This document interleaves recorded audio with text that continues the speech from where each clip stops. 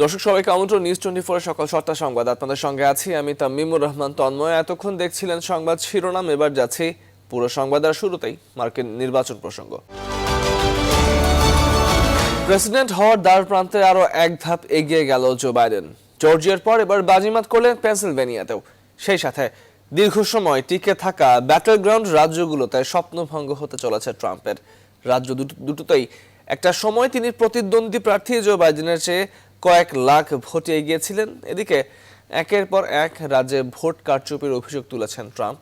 তবে রিপাবলিক শিবিরের জালিয়াতির অভিযোগ খারিজ করে দিয়েছেন আদালত। মাসুদ রানার ডেস্ক রিপোর্ট। এবারের মার্কিন নির্বাচন ঘিরে যেন সব নাটকীয়তা, টান টান উত্তেজনা, উদ্বেগ আর উৎকণ্ঠা। ভোটের 3 দিন পরও এখনো আসেনি চূড়ান্ত ফলাফল। তবে সমীকরণ আর সামান্যই বাকি। পরপর দুটি সুইং রাজ্যে ডোনাল্ড ট্রাম্পকে টপকে যাওয়ায় জো বাইডেন পৌঁছে গেছেন চূড়ান্ত বিজয়ের একেবারে কাছে। জর্জিয়ার পর এরই মাঝে নতুন চমক নিয়ে হাজির হয়েছে পেনসিলভেনিয়া। বৃহস্পতিবার রাত পর্যন্ত যেখানে ট্রাম্প এগিয়েছিলেন, সেখানে ভোররাতে এগিয়ে গেলেন জো বাইডেন। অঘোষিত 5 রাজ্যের মধ্যে 4টিতেই এগিয়ে বাইডেন। ভোটের ফলাফল আসতে দেরির পিছনে কারণ হিসেবে বলা হচ্ছে আগাম ভোট গণনায় বিলম্ব। 16 কোটি ভোটের মধ্যে রেকর্ড সংখ্যক 11 কোটি ব্যালটই এসেছে আগাম ভোট হিসেবে। আবার ব্যালটের বৈধতার ক্ষেত্রে এক এক রাজ্যের বিধান এক এক রকম হওয়াতে হচ্ছে সময়ক্ষেপণ। তবে বিলম্ব হলেও সব ভোট গণনা শেষ হওয়া পর্যন্ত সমর্থকদের শান্ত থাকার আহ্বান জানিয়েছেন জো বাইডেন। বৃহস্পতিবার হোয়াইট হাউসের এক সংবাদ সম্মেলনে ডোনাল্ড ট্রাম্প আবারও তোলেন ভোট কারচুপির অভিযোগ। আপনারা এরই মধ্যে জানেন যে আমি কিছু নির্দিষ্ট রাজ্যের দাবি করছি, আর অন্যদিকে একই দাবি বাইডেনেরও। তবে শেষ পর্যন্ত এটাই মনে হচ্ছে কোর্টের বিচারকদেরই সিদ্ধান্ত নিতে হবে। তবে জর্জিয়া, পেনসিলভেনিয়া ও মিশিগানে ভোট গণনা বন্ধের দাবিতে মামলা করেছিল ট্রাম্প শিবির। কিন্তু ভোট জালিয়াতির অভিযোগের কোনো প্রমাণ না দিতে পারায় ট্রাম্প শিবিরের মামলা খারিজ করে দেন বিচারকরা। মার্কিন প্রেসিডেন্ট নির্বাচনের ফলাফল নিয়ে চলমান অনিশ্চয়তায় রিপাবলিকানরা দৃঢ় সমর্থন দেখাতে ব্যর্থ হয়েছে বলে অভিযোগ করেছেন ট্রাম্প পুত্ররা। এক টুইট বার্তায় এরিক ট্রাম্প জানান, রিপাবলিকানরা মেরুদণ্ডহীন হয়ে বসে থাকলে তাদের কখনোই ক্ষমা করবে না মার্কিনীরা। তবে এখন ট্রাম্পকেই তার নিজের দলের অনেক নেতারাই তুলোধনা করছেন। তারা বলছেন ট্রাম্প একের পর এক ভিত্তিহীন কথা বলেই যাচ্ছেন। মাসুদ রানা, নিউজ 24। প্রমাণ ছাড়া ভোট কারচুপির অভিযোগ করে যাচ্ছেন ডোনাল্ড ট্রাম্প। একের পর এক মামলাও ঠুকছেন। তবে ধোপে টিকছে না ট্রাম্পের অভিযোগগুলো। উল্টাপাল্টা কথার জন্য নিজ দলের নেতারাই তাকে তুলোধনা করছেন। ট্রাম্প শিবিরও ধরেছে ভাঙনের সুর, বন্ধ করে দেওয়া হচ্ছে ট্রাম্পের লাইভ সম্প্রচার। এমনকি বিশ্বের ক্ষমতাধর প্রেসিডেন্টকে কটাক্ষ করেছে 17 বছরের গ্রেটা থুনবার্গ। সাজিয়া ইসলামের ডেস্ক রিপোর্ট। ট্রাম্পের উল্টাপাল্টা কথার জন্য নিজ দলেই খানিকটা অপ্রিয় হয়ে উঠেছেন তিনি। তবে এবার ধরেছে ভাঙনের সুর। ট্রাম্পের সঙ্গে মতবিরোধের জেরে পদত্যাগপত্র জমা দিয়েছেন দেশটির প্রতিরক্ষামন্ত্রী মার্ক এসপার। যুক্তরাষ্ট্রের মার্কিন পরিস্থিতি এবং মার্কিন প্রেসিডেন্ট ডোনাল্ড ট্রাম্পকে নিয়ে বিশ্বের বিভিন্ন দেশের নেতৃবৃন্দ, রাজনীতিবিদ ও বৈদেশিক নীতি বিশ্লেষকরা মিশ্র প্রতিক্রিয়া দিয়েছেন। রাশিয়ার ক্রেমলিন সমর্থক আইন প্রণেতা প্রচুর পপকর্ন নিয়ে দেখতে বলেছেন নির্বাচনের ফলাফল। যুক্তরাষ্ট্রের প্রেসিডেন্ট ডোনাল্ড ট্রাম্পকে এবার এক হাত দেখে নিয়েছেন সুইডেনের পরিবেশবাদী কর্মী গ্রেটা থুনবার্গ। কয়েক বছর আগে তাকে উদ্দেশ্য করে ট্রাম্পের ছোড়া ইটকে পাটকেল হিসেবে ফিরিয়ে দিয়েছেন তিনি। ট্রাম্পের ভোট চুরির অভিযোগকে হাস্যকর বলেছেন গ্রেটা থুনবার্গ। ট্রাম্পকে চিল করার পরামর্শ দিয়েছেন 17 বছর বয়সী গ্রেটা। সাজিয়া ইসলাম, নিউজ 24। বিভিন্ন গোয়েন্দা সংস্থার রিপোর্ট বলছে স্থল ও জলপথের 30টি রুট দিয়ে অবৈধ আগ্নেয়াস্ত্র ঢোকে বাংলাদেশে। আর এই রুটগুলো দুই প্রতিবেশী দেশ ভারত ও মিয়ানমারের সাথে যুক্ত। বেসরকারি হিসেবে দেশে এখন অবৈধ অস্ত্রের সংখ্যা 2 লাখের বেশি, যার 3 ভাগের 1 ভাগ ঢাকায়। বিশ্লেষকরা বলছেন আধিপত্য বিস্তার ও অরাজনৈতিক খুনের ঘটনায় ব্যবহার হচ্ছে এসব অবৈধ অস্ত্র। তারা বলছেন সীমান্তে নজরদারি না বাড়ালে অস্ত্র প্রবেশ থামবে না।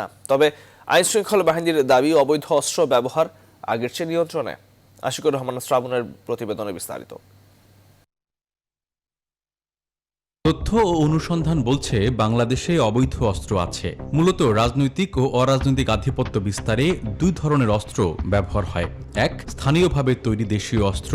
দুই, বিদেশি অস্ত্র যেগুলো নানা রুট দিয়ে বাংলাদেশে ঢোকে।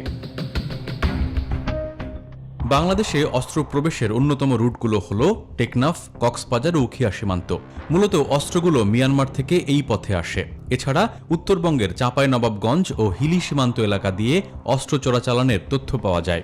দক্ষিণবঙ্গের সাতক্ষীরা ও যশোর সীমান্ত দিয়েও অস্ত্র ঢোকে বাংলাদেশে।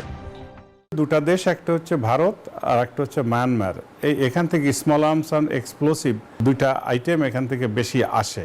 পেমেন্টটা হয় হুন্ডির মাধ্যমে। অবৈধ উপায়ে পাচার হয়ে আসা অস্ত্রগুলো নানা হাত বদলে চলে যায় দুষ্কৃতিকারীদের হাতে। লেনদেন হয় মোটা অঙ্কের টাকা। অপরাধ বিশ্লেষকরা বলছেন বেশিরভাগ খুনই হয় এসব অবৈধ অস্ত্র দিয়ে।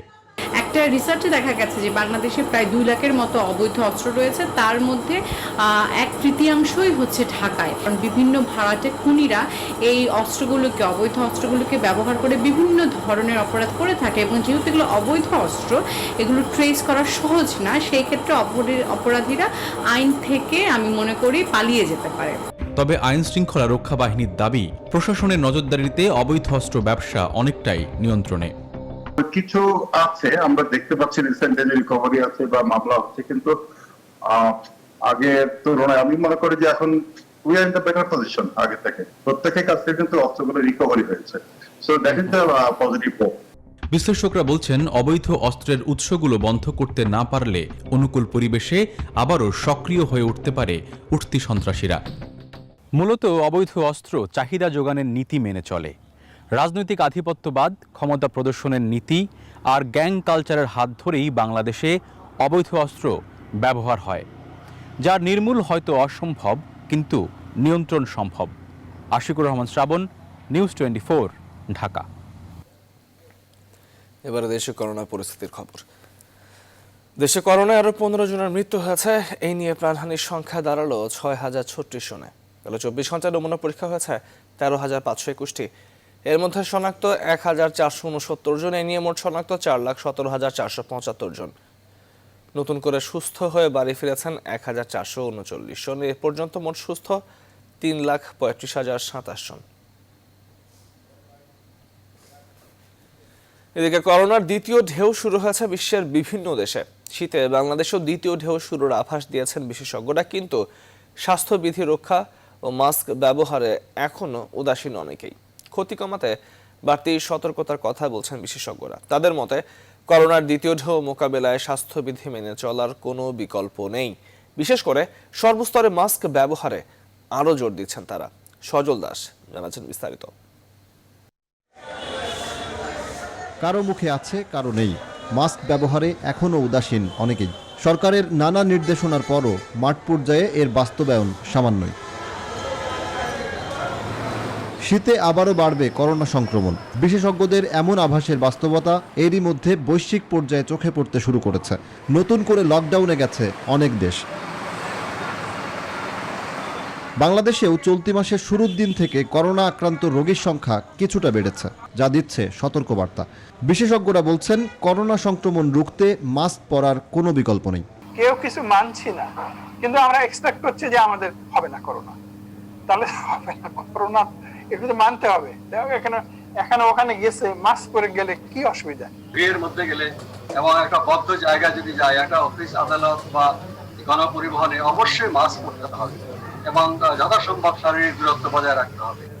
সাধারণ মানুষ স্বাস্থ্যবিধি না মানলে সরকারি পদক্ষেপ তেমন কোনো কাজে আসবে না বলেও মত তাদের। আমরা তো খালি বলবো যে গভর্নমেন্ট এটা করলো না, ওটা করলো না, আমাদেরও তো করণীয় কিছু আছে।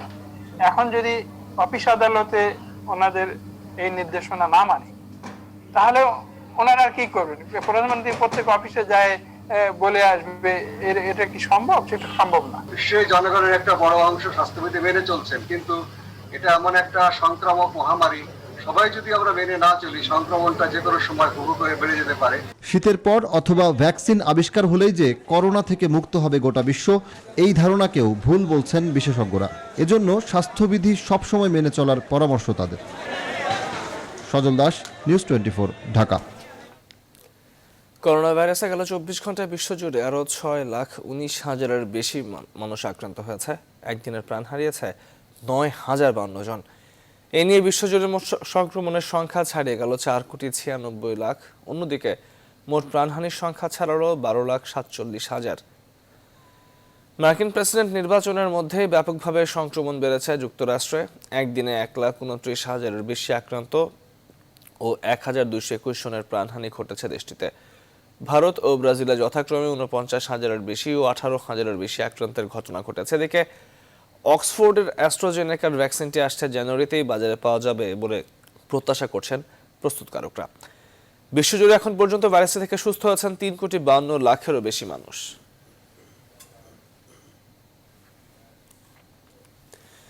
আবিষ্কৃত হলে এলডিসি এবং উন্নয়নশীল দেশগুলোর জন্য বিনামূল্যে কোভিড ভ্যাকসিন বিতরণের আহ্বান জানিয়েছেন প্রধানমন্ত্রী শেখ হাসিনা। একই সঙ্গে করোনা মহামারীর কারণে সৃষ্ট সংকট মোকাবেলার জন্য সমন্বিত রোডম্যাপ তৈরি করতে বিশ্ব নেতৃবৃন্দের প্রতি আহ্বান জানিয়েছেন তিনি। প্রধানমন্ত্রী বলেছেন, এটি বহুমুখী বৈশ্বিক সমস্যা তৈরি করেছে এবং বিশ্বব্যাপী এটিকে মোকাবেলা করা উচিত।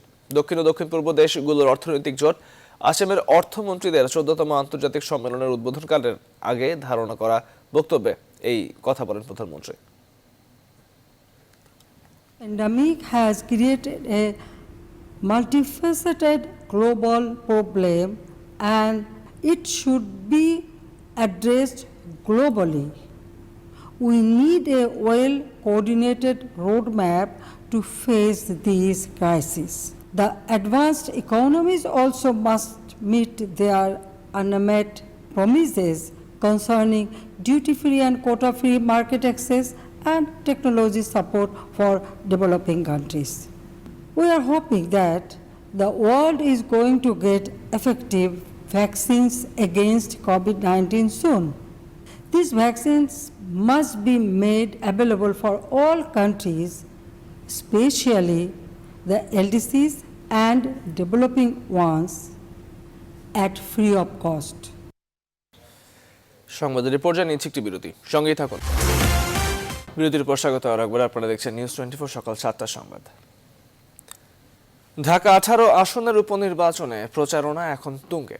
ভোটের মাধ্যমে ক্ষমতাসীনদের অন্যায়ের প্রতিবাদ জানাতে ভোটারদের আহ্বান জানাচ্ছে বিএনপির প্রার্থী SM জাহাঙ্গীর হোসেন। অভিযোগ করছেন তার প্রচারণায় বাধা দিচ্ছে ক্ষমতাসীনরা। অভিযোগ উড়িয়ে দিয়ে আওয়ামী লীগ প্রার্থী হাবিব হাসান বলছেন, স্থানীয় জনগণ তার পক্ষে, বরং SM জাহাঙ্গীরকে বিএনপির স্থানীয় নেতারাই অবাঞ্ছিত ঘোষণা করেছে। তৌহিদ শান্তর প্রতিবেদনে বিস্তারিত। শুক্রবার জুমার নামাজের পর উত্তরা 9 নম্বর সেক্টর জামে মসজিদের সামনে থেকে দলের নেতাকর্মীদের নিয়ে প্রচারণা শুরু করেন বিএনপির প্রার্থী SM জাহাঙ্গীর হোসেন। দলের একাধিক কেন্দ্রীয় নেতাদের নিয়েই শুরু করেন মিছিল।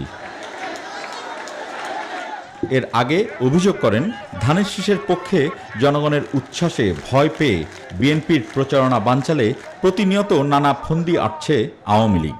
আমি বিশ্বাস করি 12 তারিখ উপনির্বাচনে ঢাকা 18 আসনের সেই যুদ্ধের বিজয় শুরু হবে ইনশাআল্লাহ।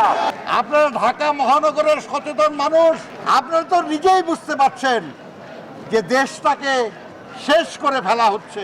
এর প্রতিবাদ জানানোর জন্য আপনাদের উচিত হবে ভোট কেন্দ্রে যাওয়া।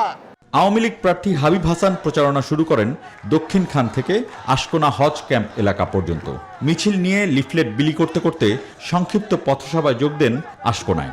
বলেন, স্থানীয় বিএনপির নেতাকর্মীরাই SM জাহাঙ্গীরের পাশে নেই। তারা মশাল মিছিল করেছে ব্যাপকভাবে জাহাঙ্গীরের বিরুদ্ধে, আমাদের উপর দোষ চাপাচ্ছে। আমাদের নেতাকর্মীরা কোথাও যদি আপনাদের বাধা দেয়, আমাদের অভিযোগ করবেন, আমরা এর ব্যবস্থা নিব। কিন্তু অযাচক আমাদের নেতাকর্মীদের দোষ আপনারা দিবেন না। গেল 5 দিনে অন্তত 3 দিন বিএনপি প্রার্থীর বিরুদ্ধে দলের স্থানীয় নেতারাই প্রতিবাদ মিছিল বের করে। বৃহস্পতিবার বিকেলে মশাল মিছিলও বের করে অর্ধশতাধিক নেতাকর্মী। আগামী 12ই নভেম্বর এই উপনির্বাচনের ভোট। তৌহিদ শান্ত, নিউজ 24, ঢাকা। চলচ্চিত্রে সরকারি অনুদানের পরিমাণ বাড়লেও কমছে না সমস্যা। বছরের পর বছর কেটে গেলেও অনেকে শেষ করতে পারছেন না চলচ্চিত্র। অনুদানের টাকা ফেরত দিতে না পারায় মামলাও চলছে অনেকের নামে। এমন বাস্তবতায় সরকারের নজরদারি বাড়ানোর পাশাপাশি প্রতি বছর অনুদান কমিটির পরিবর্তনের দাবি করেছেন চলচ্চিত্র সংশ্লিষ্টরা। চলচ্চিত্র সরকারি অনুদান এবং অনিয়মের অভিযোগ নিয়ে ফাতেমা কাউসারের 4 পর্বের ধারাবাহিকের 3য় পর্ব আজ।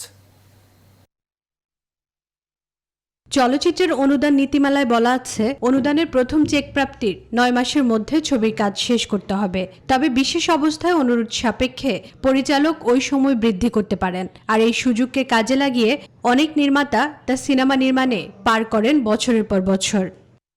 44 বছরে সরকার অনুদান দিয়েছে 141টি সিনেমাকে, কিন্তু নির্মাণ শেষ করতে পারেনি অর্ধশতাধিক সিনেমা। অনুদানের শুরুর বছরের 4টি সিনেমার মধ্যে একটি এখনো দেখেনি আলোর মুখ। সেই ধারাবাহিকতা অর্থাৎ অনুদান নিয়ে ছবি জমা না দেওয়ার রেওয়াজ চলছে এখনো। 3জন মন্ত্রীকে একজন ধরলে আপনি একটু বলে দেন আমার অনুদান দেবেন না, মন্ত্রী সাহেব আরেক মন্ত্রীকে ফোন করে দিয়ে লোকরা দিয়ে দিয়েন, এই জন্য তদবির করে অনুদান দেয় সবাই। হয় না, এটি হওয়া উচিত। যেমন কর্ম তেমন ফল। 70 লাখ 80 লাখ 90 লাখ 1 কোটি টাকা দিয়ে দিলাম, তো তারপর কি ছবিটা কি হলো না হলো সেটাই টাকা। কিন্তু অনেকে ছবি তো অর্ধেক নির্মাণই করে নাই। এটা সরকার মামলা চলছে কতগুলি। সরকারের একটা স্ট্রং ভিজিলেন্স দরকার এখানে আর কি। চলচ্চিত্র সংশ্লিষ্টদের মতে অনুদান কমিটির অস্বচ্ছতার কারণেই যোগ্য লোকের কাছে পৌঁছয় না অনুদানের টাকা।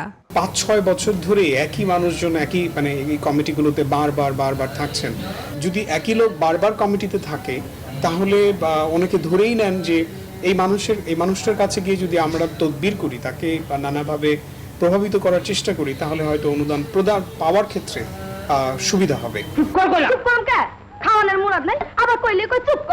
অথচ অনুদানের সিনেমায় আন্তর্জাতিক অঙ্গন থেকে আনতে পারে পুরস্কার, যে প্রমাণ সরকার অনুদানপ্রাপ্ত প্রথম চলচ্চিত্র সূর্য দীঘল বাড়ি। যদিও অনুদান প্রকল্পের কর্তারা আন্তর্জাতিকভাবে পুরস্কৃত এই চলচ্চিত্র মফস্বলের একটি মাত্র সিনেমা হলে 3 দিনের জন্য চালানো ছাড়া আর কোনো পদক্ষেপ নেননি। ফাতেমা কাউসার, নিউজ 24, ঢাকা। দেশের রাজনীতির ইতিহাসে কলঙ্কজনক অধ্যায় 75-এর 7 নভেম্বর। কেউ এই দিনটিকে বলেন সংহতি দিবস, কেউ বলেন বিপ্লব দিবস, আবার অনেকে পালন করেন মুক্তিযোদ্ধা হত্যা দিবস হিসেবে। সিপাহী বিপ্লবের নামে হত্যা করা হয় বেশ কয়েকজন বীর মুক্তিযোদ্ধাকে, কিন্তু প্রকৃত ইতিহাস কি ঘটেছিল সেদিন? প্রত্যক্ষদর্শী তৎকালীন সেনা কর্মকর্তাদের সাথে কথা বলে দিনটির প্রকৃত ইতিহাস জানার চেষ্টা করেছেন সজল দাস। 75-এর 15 আগস্ট সপরিবারে হত্যা করা হয় জাতির জনক বঙ্গবন্ধু শেখ মুজিবুর রহমানকে। নভেম্বরে জাতীয় 4 নেতাকে হত্যার পর দেশ যখন নেতৃত্ব শূন্য, ঠিক তখনই সিপাহী বিপ্লবের নামে অভ্যুত্থান পাল্টা অভ্যুত্থান ঘটে। কি ঘটেছিল সেদিন? 75-এর এই দিনে প্রকাশ্যে হত্যার শিকার হন 2 জন সেক্টর কমান্ডার ও 1 জন সাব সেক্টর কমান্ডার। এছাড়া সেনাবাহিনীর ভেতরে হত্যার শিকার হন আরও 13 জন। প্রত্যক্ষদর্শী তৎকালীন সেনা কর্মকর্তা ক্যাপ্টেন ABM তাজুল ইসলাম এবং কর্নেল জাফর ইমাম বলছিলেন সেদিনের কথা। আমরা জাসদকে দেখি নাই। জাসদের ক্ষুদ্র মিছিল অ্যাসেম্বল থেকে বেরিয়েছিল, 30-40 জন আবার ভিতরে ঢুকে গেছে। জাসদ তাদের পরিকল্পনা ব্যর্থ হয়েছে। কিন্তু এটা সত্য যে এই সংগতি হয়েছে সাধারণ মানুষের সাথে। তারা একটা স্বপ্ন দেখছিল, যারা দেশ স্বাধীন করলো, স্বাধীনতার পক্ষের শক্তি আবার এই সৈনিকদের সাথে একাকার হয়ে ক্ষমতায় আসছে। রাত্র 12টার সময় তাদের পরিকল্পনা মোতাবেক ক্যান্টনমেন্টের লাইট অফ করে দিল।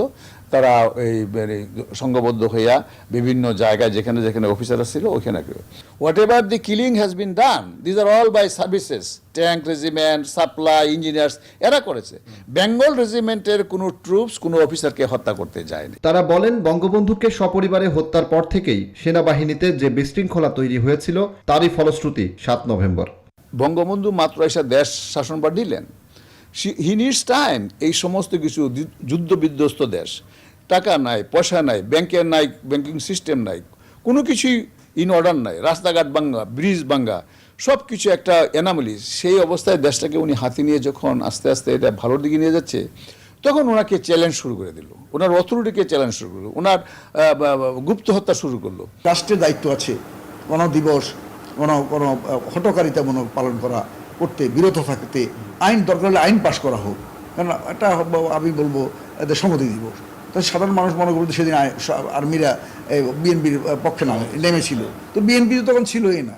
নৃশংস এই হত্যাকাণ্ডের পূর্ণাঙ্গ বিচার নিশ্চিতের কথা বলছেন তৎকালীন সেনা কর্মকর্তারা। সজল দাস, নিউজ 24, ঢাকা। 7 নভেম্বর থেকে দেশের রাজনীতিবিদরা শিক্ষা নেয়নি বলে মন্তব্য করেছেন জাসদের একাংশের সভাপতি শরীফ নুরুল আম্বিয়া। আর সে কারণে এই কর্তৃত্বপরায়ণ রাজনীতি থেকে দেশ মুক্ত হয়নি বলে মনে করেন তিনি। তবে অভ্যুত্থানের সব দাবি পূরণ না হওয়ার পেছনে অভ্যুত্থানকারীরাই দায়ী বলে মনে করছেন কল্যাণ পার্টির সভাপতি অবসরপ্রাপ্ত মেজর জেনারেল সৈয়দ মোহাম্মদ ইব্রাহিম। এদিকে লেখক ও গবেষক মহিউদ্দিন আহমেদ মনে করেন দিনটি ইতিহাসের মোড় পরিবর্তন করেছে। অন্তরা বিশ্বাসের প্রতিবেদনে বিস্তারিত।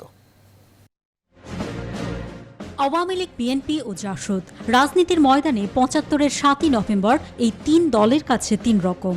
আওয়ামী লীগের কাছে মুক্তিযোদ্ধা হত্যা দিবস, জাসদের কাছে সিপাহী ও জনতার বিপ্লব, আর বিএনপি দলটিকে বলে জাতীয় বিপ্লব ও সংহতি দিবস।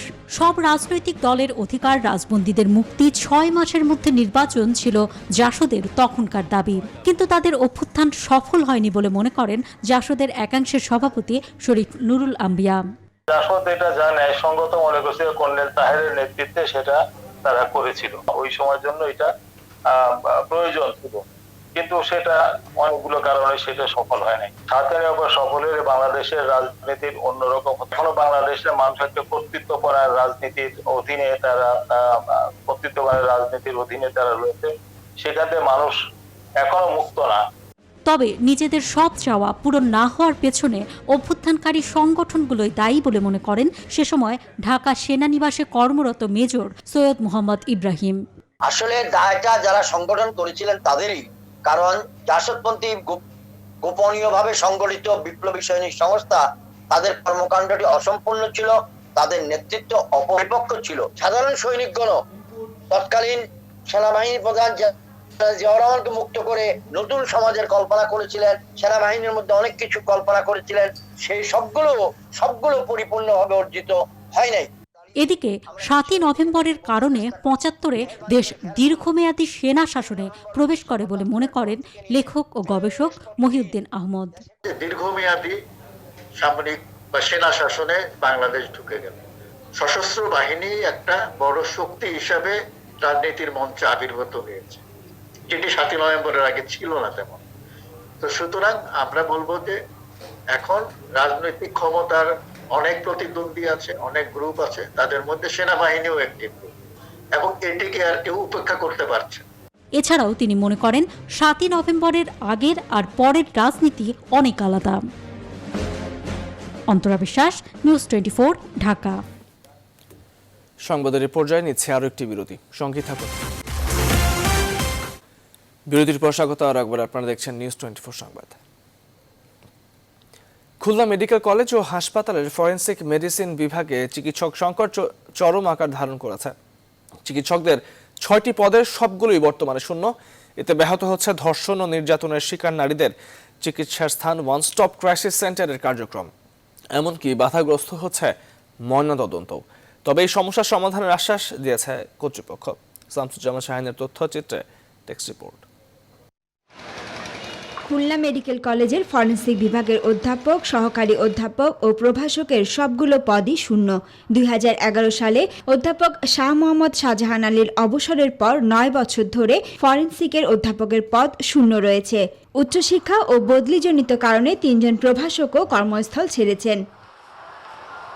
চিকিৎসক সংকটের কারণে শিক্ষার্থীদের ক্লাসের পাশাপাশি বাধাগ্রস্ত হচ্ছে ময়নাতদন্ত, এমনকি ধর্ষণ ও নির্যাতনের শিকার নারীদের চিকিৎসার স্থান ওয়ান স্টপ ক্রাইসিস সেন্টারের কার্যক্রমও ব্যাহত হচ্ছে। স্পেশালাইজড কোনো না থাকলে এটি শনাক্ত হওয়া বা এই অপরাধের সম্পর্কে যে এভিডেন্সটা তৈরি, দুর্বল এভিডেন্স তৈরি হয়। এই জনবল ছাড়াও এই ফরেনসিক মেডিসিনে ল্যাবরেটরি নাই।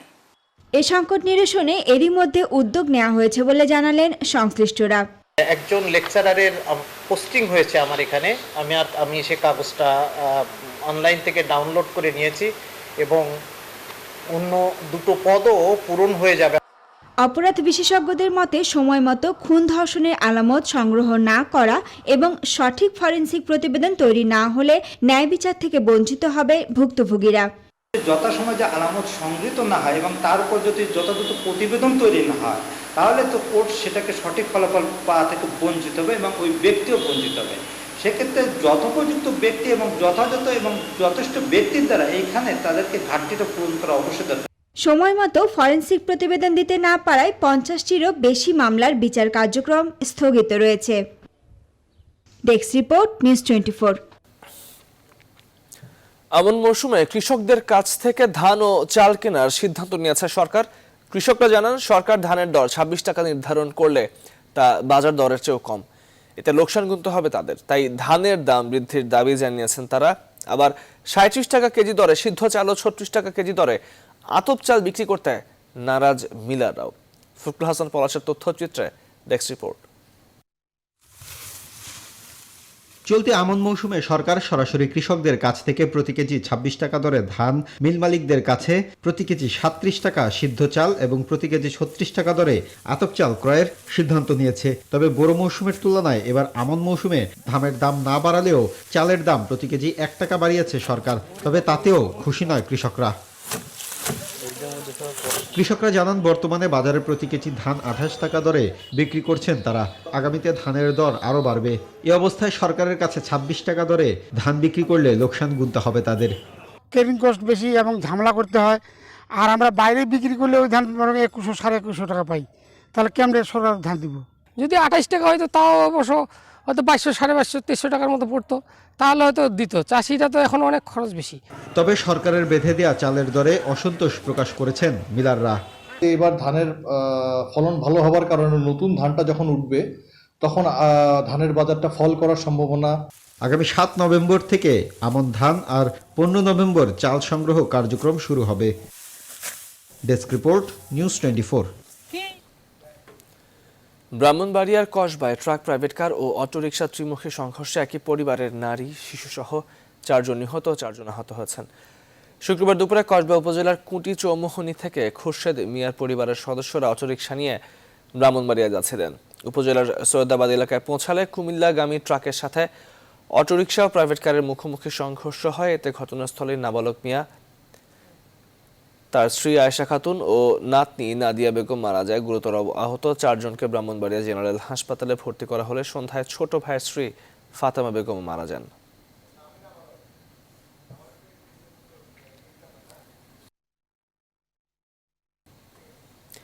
বয়কট ফ্রান্স আন্দোলনের অংশ হিসেবে ঢাকায় মালিবাগ ও ধানমন্ডিতে মিছিল বের করেন মুসল্লিরা। শুক্রবার জুমার নামাজের পরপরই তারা এই মিছিল বের করেন। ফ্রান্সের সঙ্গে কূটনৈতিক সম্পর্ক ছিন্ন করা এবং বাংলাদেশ সরকার যেন সংসদ থেকে নবীর অবমাননার ঘটনার ফ্রান্সের প্রতি আনুষ্ঠানিকভাবে নিন্দা জানাই দাবি জানান তারা। এছাড়াও ফ্রান্সের পণ্য বয়কট করার আহ্বান জানানো হয়। এর আগেও একাধিক দিন ফ্রান্স বিরোধী বিক্ষোভ হয়েছে ঢাকায়।